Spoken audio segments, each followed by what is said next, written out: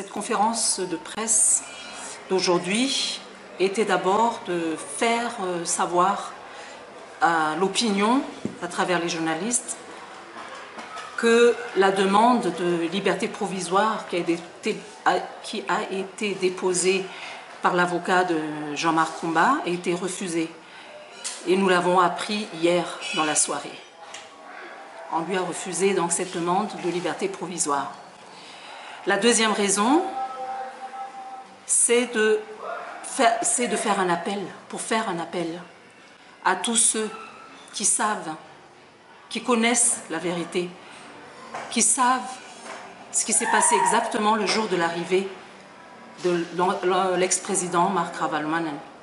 Parce que nous savons tous, parce que nous avons vu dans les médias qu'il y a eu beaucoup de personnes, beaucoup de gens autour de lui ce jour-là.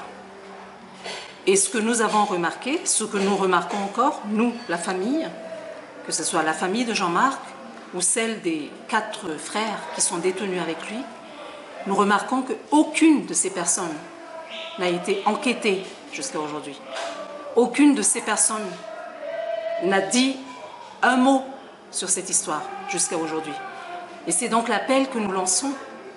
Parce que nous, en tant que simples citoyens qui voyons à la télé ce qui se passe, on se dit mais pourquoi on n'a pas d'abord demandé à ces gens-là qui étaient avec lui, avec le président, s'ils savaient comment l'ex-président est arrivé à Madagascar? Pourquoi on est allé chercher les gens d'Antsirabe? Parce qu'ils sont à Antsirabe, mon mari et les 4 autres personnes, ils sont allés chercher alors que mon mari et les 4 autres personnes qui sont détenues avec lui n'étaient nulle part, ils n'étaient pas à Faravouch, ils n'étaient pas aux côtés de l'ancien président ce jour-là, ils étaient à Antsirabe. Et eux, on est venu les chercher et on les a mis directement en prison. Depuis 15 jours, on entame le 16e jour, c'est le 16e jour aujourd'hui, qu'ils sont en prison, pour moi ils sont en prison.